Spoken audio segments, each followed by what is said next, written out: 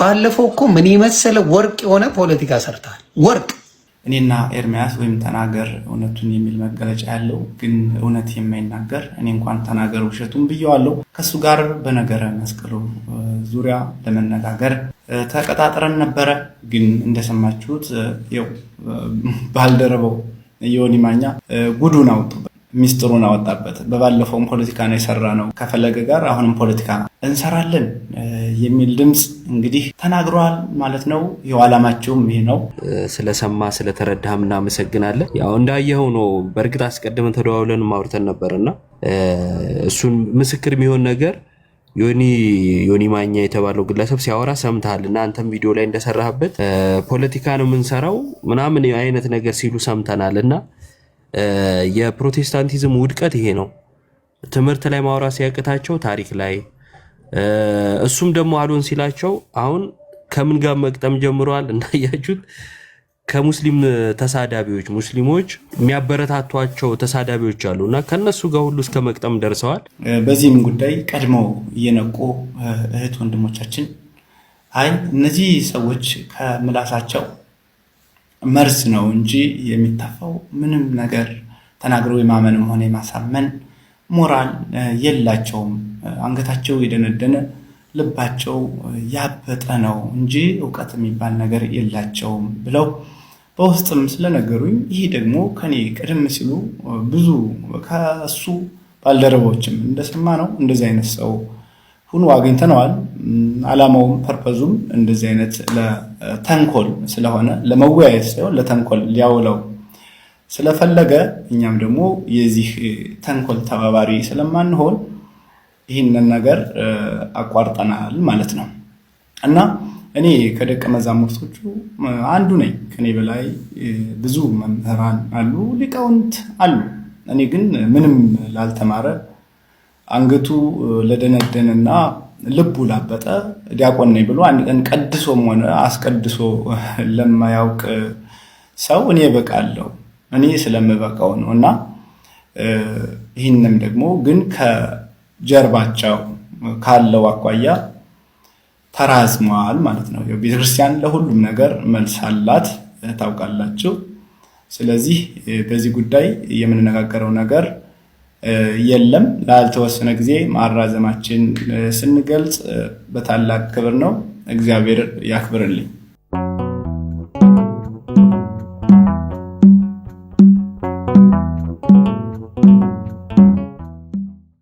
ለም ሄደ እንደ ልማድ ዮኒ ማኛ ቤት ሲሳይ ቤት ገብተ እንደተሳደብከው ዮኒ ቤት ገብቼ ሳደባለሁ ካልክ ትቀጥላለህ እንጂ እመነኝ ውይይቱ የለም። ለቢባል ከተሳዳቢ ጋር አብረን አንቆይም። ዲያቆን ስዩም እሳቸው ናቸው ገብተው ኤርሚያስ ተሳዳቢ መሆኑን አላወቁ። ከዛ በኋላ ገብቼ በነገረ መስቀል ጉዳይ እወያያለሁ። ሰዎች ነገረ መስቀል እንዲረዱ ተፈልጋለሁ አለ። የኤርሚያስን ባለጌነት፣ ክፍታፍነት፣ ቤተክርስቲያን ተቃዋሚነት፣ ሳዳቢነቱን ስንነግረው ፕሮግራሙን ሰርዞታል። እንኳን ደህና መጡ ዲያቆን ስዩም። እንኳን ደህና ቆያችሁ። እሺ ቀጥል ወንድሜ ቀጥል። ከቻልክ ቪዲዮ አብረተህ ካልቻልክ እንደዚሁ መቀጠል ትችላለህ።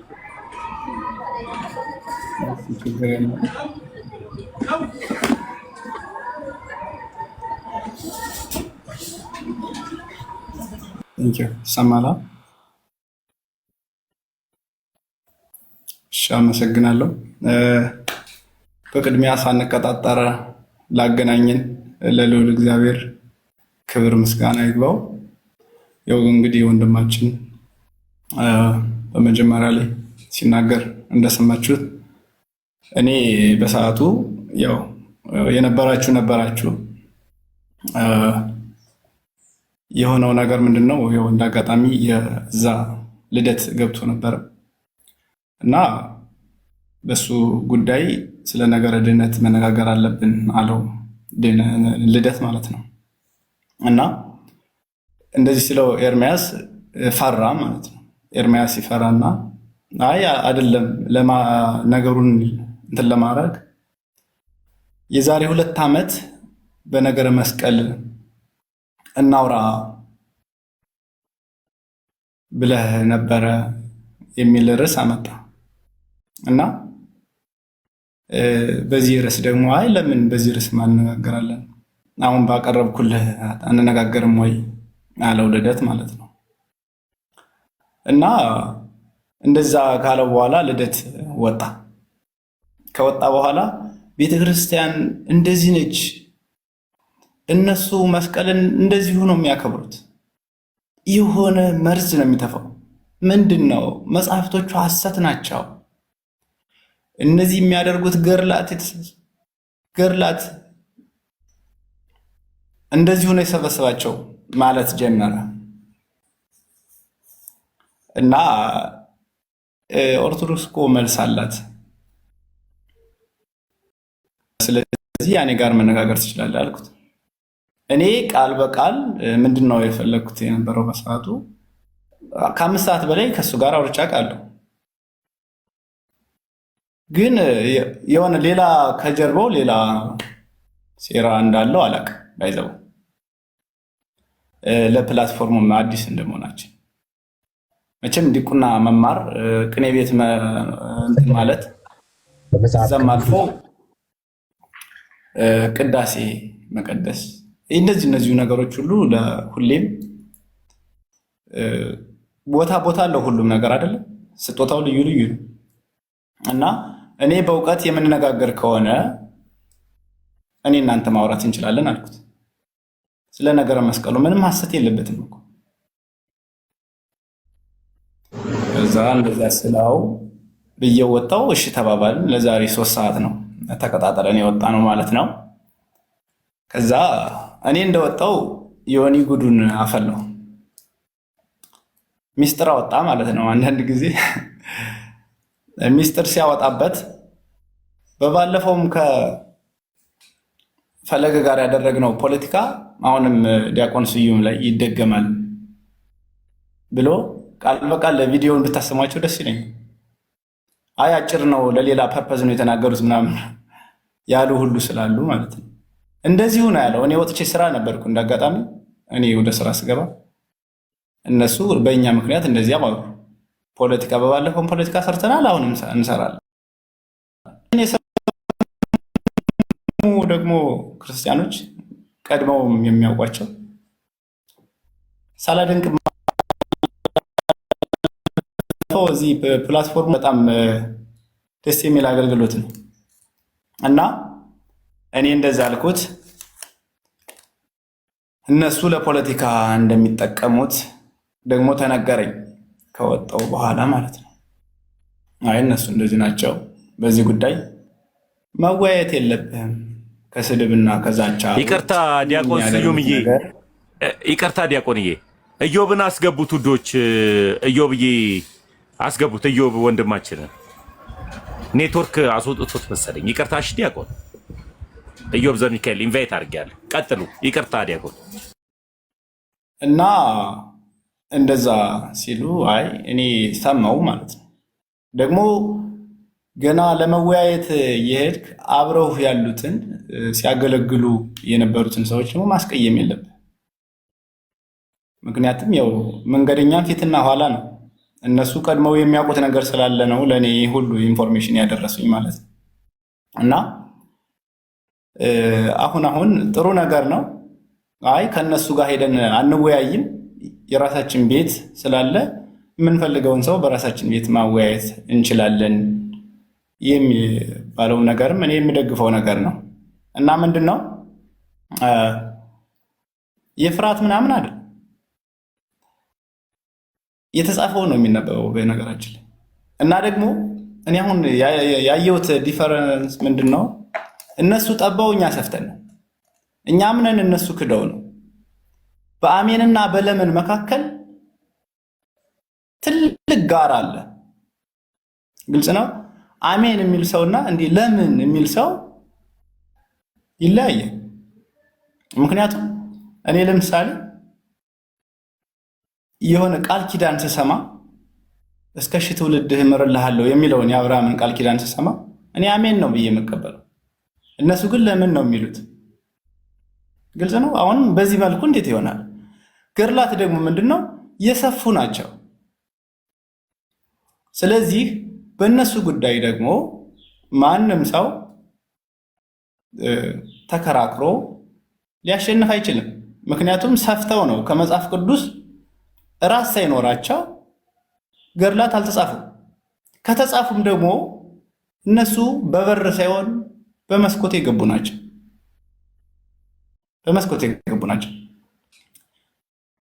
ይህ ካልሆነ ደግሞ የመሳሰሉት ሰዎች ትርጉማቸውን ያውቋቸው። ለምንድን ነው አሳ ምን ያደርጋል? ከዚህ ጋር አሳ መጽሐፍ ላይ አይቶ አሳ ምን ያደርጋል ይለኛል የሆነ ሰዓት ማለት ነው። አሳ ግን የራሱ ምልክት አለ። እያንዳንዱ ምልክት ሳይኖረው የተጻፈ ነገር የለም። ካለም ደግሞ በመስኮት የገባ ነው። ቅድም እንዳልኳችሁ በእሱ ደግሞ ቤተክርስቲያን ተጠያቂ አትሆንም። ስለዚህ አንዳንድ ጊዜ በዚሁ አጋጣሚ ምንድን ነው ቤተክርስቲያናችን ጠብቀው አንዳንድ ጊዜ ይገርማል። ከኛ ሁሉን ነገር ከኛ ነው የሚወስዱት። ከኛ ይወስዱና በሌላ መልኩ ተርጉመው እነሱ ሌላ ትርጉም ይሰጡታል ማለት ነው። ከኛ ወስደው መጽሐፍቶችን የኛ አባቶች ነው የጻፉት፣ ከዛ እዛ ወስደው ሌላ ትርጉም። ስለዚህ ገድላት እንደዚህ የሚፈሩ ነገሮች አይደሉም ለማለት ያክል ነው። ምክንያቱም የሚያስፈራ ነገር የላቸውም። ልክ ያልሆኑ ነገሮች ካሉ እኔ ገድላት ሁሌም አነባለሁ። አገልጋይ እንደመሆኔ መጠን ሁሌም ይነበባሉ የሚነበቡ ገድሎች። ስለዚህ እነሱ ደግሞ እንደዚህ የወጣ ነገር የላቸው። በእምነት ለእግዚአብሔር እስመ አልቦ ዘይሳነው ለእግዚአብሔር ነው። ለእግዚአብሔር የሚሳነው ነገር የለም። ሁሉን ነገር ማድረግ ይችላል። ሁለተኛ ያው ማታ ላይ ስለሚኖረን የምንነጋገርበት ይሆናል። ሌሎች መናገር የምትፈልጉ ካላችሁ መናገር ስላላችሁ፣ ያለዛ ደግሞ እኔ መቀጠል እችላለሁ ማለት ነው እና በዚሁም በወንድሞቻችን ረብረብም በእነሱ ጠለቅ ያለ እውቀት በመነጋገር እኔ አቋርጫለሁ። ምኑን? ውይይቱን። ካስፈለገ የሚቀጥል የሚባል ነገር ከሆነ ደግሞ በወንድሞቼ በክርስቲያኖች ቤት በእነሱ መወያየት ይችላል። ምን ችግር አለ? እግዚአብሔር እንደ ምድር አሸዋ አብዝቶናል። ሲቆርጡን የምንለመልም ፍጥረቶች ብንኖር እኛ ክርስቲያኖች ነን። ምክንያቱም ይኸው መሰረታችን አለት ስለሆነ ነውና ሁሉንም ነገር ለበጎ ነው የሆነው። ቀድሞ ያወቀ መኖሩ ጥሩ ነው። እናንተ መንገራችሁ ለኔ ጥሩ ነው። ምክንያቱም ወደፊት እንድበስል እሄዳለሁ። አንዳንዴ እሱ ጋር እሄድ ነበርና ወደፊት ግን አልሄድም። ምክንያቱም ለመማማር ካልሆነ ልቡን አደንድኖ ለሆነ ለመተቻቸት ለመፈራረጅ ከሆነ ምን እንሄዳለን? ሁሉ ነገር መጽሐፍ ቅዱስ ነው። መጽሐፍ ቅዱስ ላይ ሳይቀመጥ እንደዚህ አይሰፋም ሲባሉ አይሰሙም። መጽሐፍ ቅዱስ ላይ የሆነ ራስ ካለው ይሰፋል። በጣም ነው የሚሰፋው። ለምን ካላችሁኝ መስፋቱ ስለማይቀር ነው። ሐሳብ ነው። እዚያ ላይ ብዙ ጊዜ ህግና ስርዓት የሚባሉ ነገሮች አሉ። የሆነ ጠለቅ ብለን ስንገባ ህጎችና ስርዓቶችን ለይተን ማወቅ አለብን። ለምሳሌ መስቀሉ ያድነናል ካልን የሚያድንበት መንገድ አለው። እንዴት አድኖናል ካልንም ያዳነበት መንገድ አለው። ከድህነተ ክርስቶስ ጋር የግድ ከክርስቶስ ድህነት ጋር አገናኝቶ ይኸው ድህነትን የሚቃወም ነው ብሎ ማውራት እንዴት ይሆናል? ያ አይሆንምና ደግሞ ወደ ማታ ላይ 3 ሰዓት ላይ ስለምንገናኝ ሌሎችም ሐሳብ ስጡና በማታ ደግሞ ገድላት እንዴት ነው ከመጽሐፍ ቅዱስ ጋር የተገናኙት? መስቀሉ እንዴት ነው? አመጣጡስ እንዴት ነው? አሁን ግሸን ደብረ ከርቤ የምንለውስ እንዴት ነው? ቆስጠንጢኖስ እነ እሌኒ እነዚህ ያሉት ስለ መስቀሉ ዙሪያ ማታ ላይ በስርዓት የምንነጋገር ይሆናል ማለት ነው። አሁን ይኸው ወንድማችንም ከነገረኝ አጭር ደቂቃ ይመስለኛል የተሰጠኝ። ሌላችሁ መናገር ትችላላችሁ። እግዚአብሔር ያክብርልኝ። ክርስቲያኖች ያብዛችሁ። ዲያቆንዬ እድሜ ይስጥልን፣ ክብረት ይስጥልን። 3 ሰዓት ላይ ይህን ፕሮግራም እንደጨረስኩኝ እኔም ኢዮብም ዲያቆን ዘማርያምም እንደሚኖር ተስፋ አለኝ። ሌሎችም ወንድሞችም ይቀጥላሉ። ኢዮብዬ ቀጥል ወንድሜ፣ ቤተክርስቲያን ነኝ ያለሁት ለዚህ ነው። እሺ፣ ከዛ በኋላ ወደ መምህር አቤል እንሄዳለን። እሺ ተሙ እናመሰግናለን። እግዚአብሔር ያክብርልን ሁላችሁንም። ስዩም ሰላም ብያለሁ። ሁላችሁም እዚህ ያላችሁ በጣም አሪፍ ሀሳብ ነው። እግዚአብሔር ያክብርልን። ስለሰማ ስለተረዳህም እናመሰግናለን። ያው እንዳየኸው ነው። በእርግጥ አስቀድመን ተደዋውለን ማውርተን ነበርና እሱን ምስክር የሚሆን ነገር ዮኒ ማኛ የተባለው ግለሰብ ሲያወራ ሰምተሃል እና አንተም ቪዲዮ ላይ እንደሰራህበት ፖለቲካ ነው የምንሰራው ምናምን አይነት ነገር ሲሉ ሰምተናል። እና የፕሮቴስታንቲዝም ውድቀት ይሄ ነው። ትምህርት ላይ ማውራት ሲያቅታቸው ታሪክ ላይ እሱም ደግሞ አሉን ሲላቸው አሁን ከምን ጋር መቅጠም ጀምረዋል። እንዳያችሁት ከሙስሊም ተሳዳቢዎች ሙስሊሞች ምንድነው የሚያበረታቷቸው ተሳዳቢዎች አሉና ከነሱ ጋር ሁሉ እስከ መቅጠም ደርሰዋል። ይሄ የውድቀታቸው አንዱ ማሳያ ነው። አንተም ስለሰማህን ነገሩን ማይተ ደግሞ ከማያስፈልግ ሰው ጋር አላስፈላጊ ነገር ከማድረግ ስለተመለስክም እናመሰግናለን። እንዳልከው ደግሞ ትምህርቱን ማስተማር በቤትም ይቻላል። እርስ በርስ ወንድሞች ቤትም እየገቡ ማስተማር ይቻላል እና እርስ በርስ ማጽናቱ ይሻላል ከእንደዚህ አይነት ምንም አይነት ስነ ምግባርም ትምህርትም ከሌለው ሰው ጋር ጊዜ ከማጥፋት ማለት ነው። እና በዚሁ አጋጣሚ ፕሮቴስታንቶች ምንም አንደራደረው በመጽሐፍ ቅዱስ ነው ቢሉም በመጽሐፍ ቅዱስ ላይ ደፍሮ የሚወያይ ሰው አይደለም ቀለሜ። እና መጽሐፍ ቅዱስ ላይ ተወያይ ሲባል እምቢ ብሎ ነው አሁን ታሪክ ላይ ምናምን የሚለው ማለት ነው። እሱንም ቢሆን የሚፈልገው ለመሳደብ እንጂ የምር ታሪክ ላይ እሱ የተሻለ እንደው አወቀ ብንል እንኳን የሱን 5ቱን ሶላዎች የምንቀበልበት አንዳች ምክንያት እኮ አይኖርም። እና እሱንም አያውቀውም። ዞሮ ዞሮ ቢሆን ዶግማ ላይ መሰረተ ሃይማኖት ላይ መጽሐፍ ቅዱስ ላይ የራስ ሶላዎች ላይ ተወያይ ሲባል ብዙ ወንድሞች ጠርተውት እምቢ ያለ ሰው ነው። አላስፈላጊ ነበረ። አንተም ጥሩ ነገር ነው ያደረከው፣ እናመሰግናለን። ተሙሻም እናመሰግናለን። ይሄን ለማለት ነው። ወንድሜ ኢዮብ ከልብ ነው ማመሰግነው። ይቅርታው እንደነገርኳችሁ ዛሬ ሙሉ ቀን እዚቹ ደብር ላይ ፕሮግራም አለኝ። ጉባኤ ያለ ኤካባዶ አርሴማ ጉባኤ ስላለ ነው ያለሁት። ማታ ግን ዲያቆን ዘማርያም፣ ኢዮብ ዘሚካኤል፣ ጋዲሳ፣ አኬ ሌሎችም ወንድሞች በተሰበሰብንበት ዲያቆን ስዩምም ባሉበት ሁላችንም ከ3 ሰዓት በኋላ ኤርሚያስ ገብቶ ዮኒ ማኛ ቤት ፖለቲካ እንደሚሰራ ሁሉ ለምሳሌ ያክል ሲሳይ ቤት ገብተው እባብ በግ አይወልድምና ሲሳይን ጴንጤ ስለሆነ ጴንጤ ቤት ተሰብስበው እርስ በርስ ሲሳደቡ ነበርና ሲሳደቡ የነበሩበትን ሐሳብን እኔ ቤት ገብተን ማታ ላይ ለሁሉም ስርዓት የምናስይዝበት ልክ የምናስይዝበት ቀን ነው ወንድማችን ዲያቆን ስዩምና ይሄ ነው እውነታው።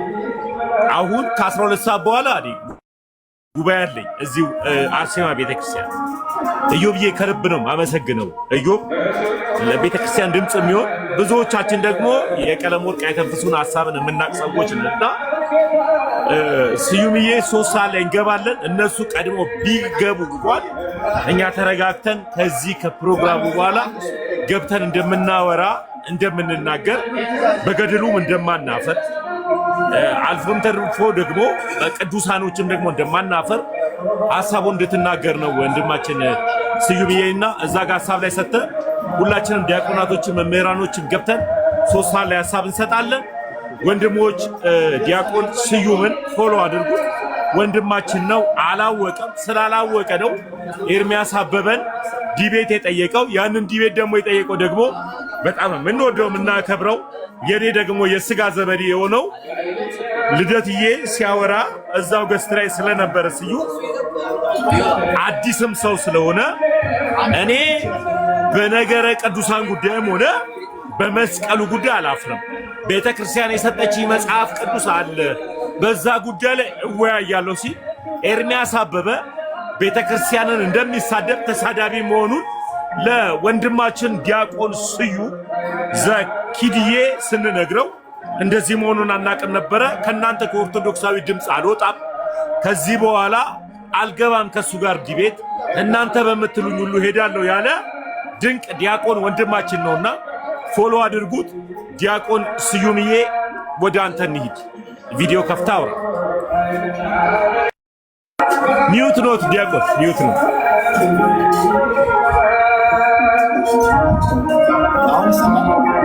አዎ እሺ፣ አመሰግናለሁ ነው። በዚሁ አጋጣሚ ደግሞ አንድ ማስተላለፍ የምፈልገው ይህንንም ለማድሞቼ እነዚሁ በጣም ትልልቅ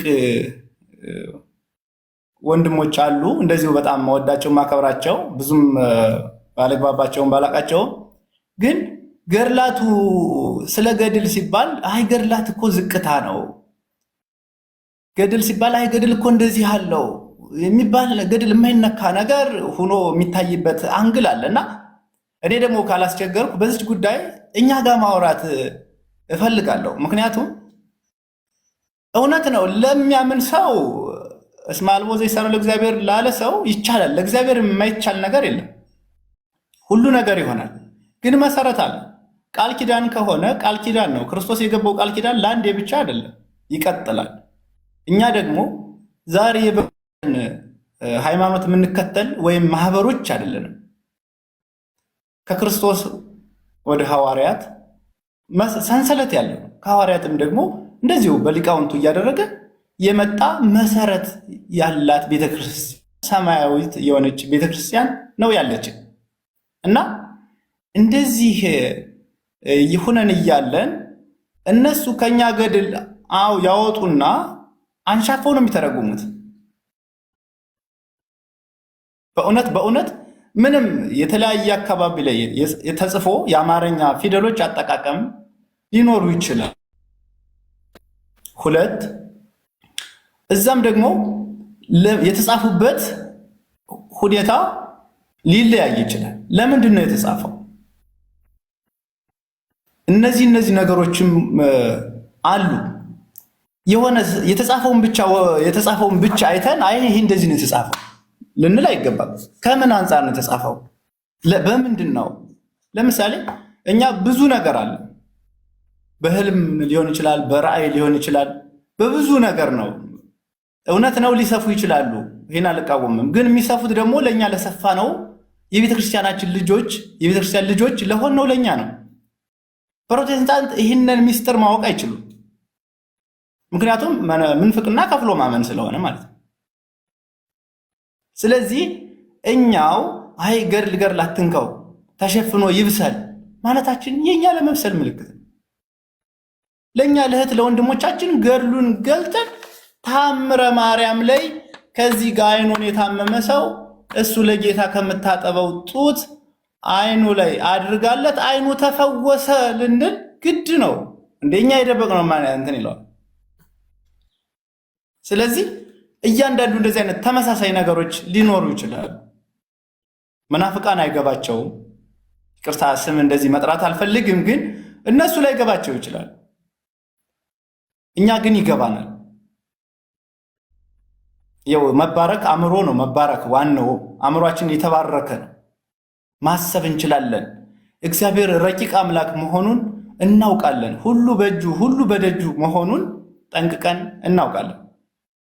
እና እንደዚህም ስለሆነ ወንድሞቼ ዲያቆናትም አባቶቼ ካህናትም እንደዚሁ ወንድሞቻችን እነዚህ የፕላትፎርሙ ሰራዊቶች በእውነት እንደዚህ ቤተክርስቲያን ያፈራቿችሁ ሰራዊቶች እና እኔ አሁን ገብቼ ነው ያየሁት። እናንተ ስንት ነገር እንደቻላችሁ ስንት ነገር የእናንተ ላይ እንዳለ አሁን ያየ ነው። እኛ ገና አሁን የመጣ ነው እና እኛ ደግሞ ለማገዝ ከደቀ መዛሙርቶቹ እኔ አንዱ ነኝ። እናንተም የው ዲያቆናትም እንደዚህ መምህራንም ልትኖሩ ትችላላችሁ እንደየስልጣናችሁ። እግዚአብሔር ይባርከን። እኔ ልለው የምፈልገው አሁንም ደግሜ የተሸፈነ ነገር የለም። ቤተክርስቲያን አዎ፣ ስለ ስዕላት አዎ ያለው ነገር አሉ ብዙ ነገሮች። እነሱንም ግን እዚሁ ጋር እኛ ማውራት አለብን። ለእነማን? ለእህቶቻችን፣ ለወንድሞቻችን፣ ለሁሉም። የሚፈልገን ሰው ካለ ደግሞ በራሳችን ክርስቲያናዊ በሆነ ሰው ቤት መገናኘት እንችላለን፣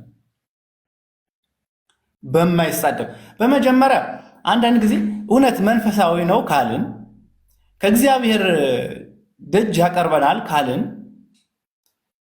ይህ ደግሞ እኛ የምንሰራው ስራ መለኮታዊ ስራ ነው፣ መንፈሳዊ ስራ ነው ካልን ለምንድን ነው የምንሰዳደበው? እኔ ማንን መስደብ የለብኝም። ፕሮቴስታንትም ይሁን ምንም ይሁን የእኛን እውቀት እኛ የጻፍነውን መጽሐፍ የተጻፈልን አባቶቻችን ያቆዩልንን መጽሐፍ እንዴት ተረድተነው እንዴት እያነበብነው እንዴት እየጸለይ ነው መሆኑን ማስረዳት ነው እንጂ በመሰዳደብ በሆነ ነገር አይሆንም። በቃ ባመጣው ነው የሚመለስለት። ግን ቢሆንም ደግሞ እኛ የተባረክን እንደመሆናችን መጠን ስድብ ሰምቼ አላውቅም። ባይዘው እንደዚህ ፕሮቴስታንት እንደዚህ ናቸው ሰምቼ አላውቅም ከክርስቲያኖች። ሌላ ቦታ ግን ሳይ ገና አንተ ሚውት አድርግ ብሎ የሚሳደብ ሰው አለ።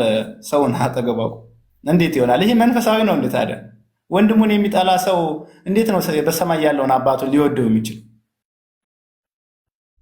ስለዚህ እንደዚህ አይነት ነገሮች አሉ። በዚሁ አጋጣሚ የምትሰሙኝ የተከደነ ነገር ስለሌለ ብዙ ጊዜ አይ ወርጄ እንደዚህ ገርላትን እያወራው አይ ወርጄ ገርላቶቹ ምንድናቸው እናንብባቸው። ለምሳሌ ከመጀመሪያው እስከ መጨረሻው ስናነባቸው ደራሲያቸው ብዙ ሆኖ መሀል ላይ የሆነ ነገር ሊኖር ይችላል። ሊቃውንቱ ሲራቀቁ በመሀል ነገሩ ሰፍቶ ሊሆን ይችላል። ያለዛም ደግሞ ምንድነው ዛይን ሪያ ወዝን ይሰማ ውስጥ ተለበሰ ዘይታለው ለእግዚአብሔር ለላያፈቅሩ የሚል አለ። ትምህርተ ባት መጨረሻ ወንጌልም ነው። ግን አይን ያላየውን ጆሮ ያልሰማውን በሰው ሕሊና እንኳን ያልታሰበውን እግዚአብሔር ለወዳጆቹ ያዘጋጃል ይላል። ይህ ከእግዚአብሔር ነው። ምክንያቱም ለኛ ለወዳጆቹ እግዚአብሔር በደንብ እንድንመራመር አድርጎናል ማለት ነው። ተመራምረን እናውቀዋለን። ስለዚህ የተጻፉት ስፍት ርቅቅ ብለው የተጻፉት መጻሕፍቶች ሊያሳፍሩን አይገባው። ግን እኛ አንብበን አረዳዳጅ እንዴት እንደተረዳ ነው እንዴት እንደሚተረጎሙ ለወንድሞቻችን እንደዚሁም እኛም እርስ በርሳችን ልንማማርበት ግድ ይለናል ማለት ነው። እግዚአብሔር ያክብርልን። ቃለ ሕይወት ያሰማልን። ዲያቆናችን ቃለ ሕይወት ያሰማልን። ማታ ከዚህ ጉባኤ በኋላ አሁን ያለሁት አርሴማ ስለሆንኩኝ ጉባኤዎቹም እየመጡ ስለሆነ ስለማስተላለፍ ከ3 ቀን ከ4 ቀን በፊት የሰራው ቪዲዮ ስለሆነ ዲያቆንዬ ስዩም 3 ሰዓት ላይ እንገባለን። መምህራኖች፣ ሊቃውንቶች፣ አባታችን ቀሲስ ዲበኩሉ፣ ወንድማችን ዲያቆን መዝሙረ ያሬድ፣ ወንድማችን ዲያቆን ዘማርያም፣ ወንድማችን አክሊል፣ ወንድማችን ኢዮብ ዘሚካኤል፣ ወንድማችን ጋዲሳ፣ ወንድማችን የውሃድ ወንድሞቻችን ሁሉ ይመጣሉና ሲመጡ የምናወራበት ቀን ይሆናል። ለሚባል ኦርቶዶክሳዊነት አንድነት ደግሞ ማለት ደግሞ ኦርቶዶክሳዊነት ስለሆነና ድንገት ስሜት የሚቀሰቅስ ነገር ከ1 ሰዓት በኋላ በአቃጣሪው ዮናስ ማኛ ቤት አንዳንድ ሀሳቦች ሊነሱ ይችላሉ። የራሳቸው ጉዳይ ነው። በጣም የምንወደው ታላቁ ጅብሪ አብረን እንገባለን። ሁላችንም ላይቭ ላይ ገብተን ከ3 ሰዓት በኋላ ላይቭን እናስተላልፋለን። ከሆነ ደቂቃ በኋላ አሁን ያለሁት እንደምታዩት እናቴ ሰማዕቷ ቅድስት አርሴማ ቤተክርስቲያን ነኝ። እንደዚሁ እያስተካከልን ያለነው ቦታውን እግዚአብሔር ይመስገን። እኛ እንደ ጴንጤዎች አዳራሽ ላይ አይደለም እናገለግለው፣ ወይም ደግሞ እንደ ጴንጤዎች ደግሞ የተለያየ ይሄ ምንድነው የሚባለው ቦታ ላይ ጥሩልኝ ዶሮ የሚያረቡበት ሰፈር ላይ አይደለም እናገለግለው። ቤተክርስቲያን ሰፊ ናት። እዚቹ ቤተክርስቲያን ላይ ስለምናገለግል ሁላችን እንገናኛለን፣ አብረን እናወራለን። ከዛ በኋላ ከ3 ሰዓት በኋላ እንገናኛለን። እስከ 3 ሰዓት ያለው ፕሮግራሜን ከ12 ሰዓት በኋላ እዚሁ እናቴ ቅድስት አርሴማ ሰማዕቷ አርሴማ ቤተክርስቲያን ፕሮግራም አስተላልፋለሁ። ከዛ በኋላ 3 ሰዓት ላይ ወንድሞች ሊቃውንቶች ሁላችንም መጠን አብረን እናገለግላለን። ቤተክርስቲያን የምትከራከርለት ኢየሱስ የላትም፣ የምትከራከርለት ቅዱሳን የላትም። ነገር ግን ቅዱስ በሆነው በክርስቶስ ኢየሱስ አንደራደርም። እኔን ተከትላችሁ ከፕሮቴስታንት የመጣችሁ ውዶች፣ እናንተ የተከበራችሁ የእግዚአብሔር ቤተሰቦች በማንኛውም ጉዳይ በቅዱሳን ጉዳይ አትከራከሩ።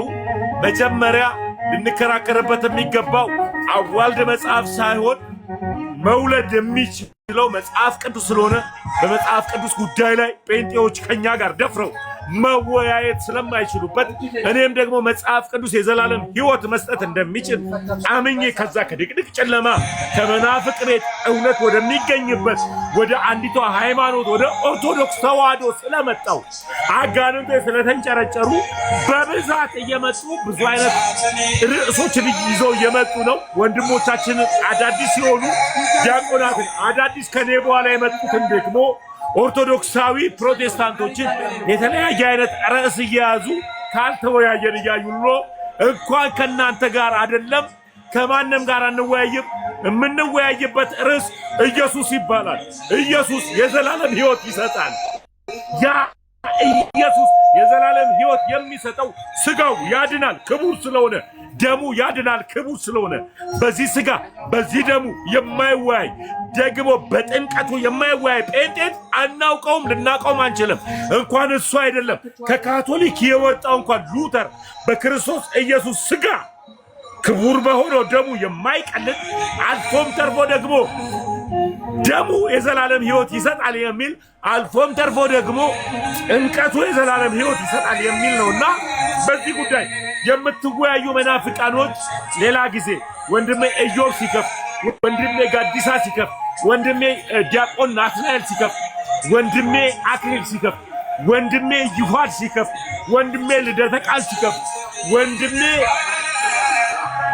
ዲያቆን ፈለገ አትናቴዎስ ሲከፍ እንገናኝ። ካልሆነ ግን መሸነፍ ውርደት ነውና የሚያሸንፈው ደግሞ ክርስቶስ ነውና የሚሸነፍ ሰይጣን ላይ ቆመን ጭንቅላቱን ረግጠን አንፈራምና አሸናፊው በመስቀል ላይ የሰራልን ክርስቶስ ኢየሱስ ነውና በሱ አናፍርም አናፍርም አናፍርም። ስለማናፍርበት 3 ሰዓት ላይ በቅዱሱ ገድል ስለማናፍር ሁላችንም እንገባለን። ከ12 ሰዓት በኋላ ደግሞ በዚህ ቅድስት በሆነች አርሴማ ቤተክርስቲያን ብዙን በመሬት ላይ ይለያል ኦርቶዶክስ የምትሉትን ኢየሱስን ስንሰብክ፣ በላይቭ ላይ ይለያል የምትሉትን ክርስቶስ ኢየሱስን ስንሰብክ እንገናኝ። ወዳችኋለሁ። ኢየሱስ ክርስቶስ ለዘላለም ደሙ የዘላለም ሕይወት ይሰጣል። ወዳችኋለሁ። 12 ሰዓት ላይ ላይቭ ላይ እንገናኝ።